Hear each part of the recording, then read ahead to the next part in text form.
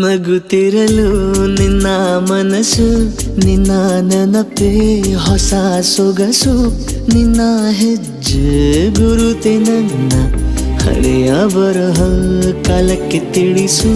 ಸದಾ ಕಾಲ ಒಂದಾಗಿರುವ ಪ್ರತಿ ಹೆಜ್ಜೆ ಜೊತೆಲಿಡುವ ಕ್ಷಣವು ಕೂಡ ಬಿಟ್ಟಿರಲಾರೆ, ದೂರ ಮಾಡಿ ಹೋಗಲಾರೆ. ನಿನ್ನ ಮರೆತು ಬಾಳುವ ಧೈರ್ಯ ಇಲ್ಲ ನನ್ನಲ್ಲಿ. ಸಾವಿನಾಚೆ ಪ್ರೀತಿಯು ನಿಜವಾಗಲಿ ನಿನ್ನ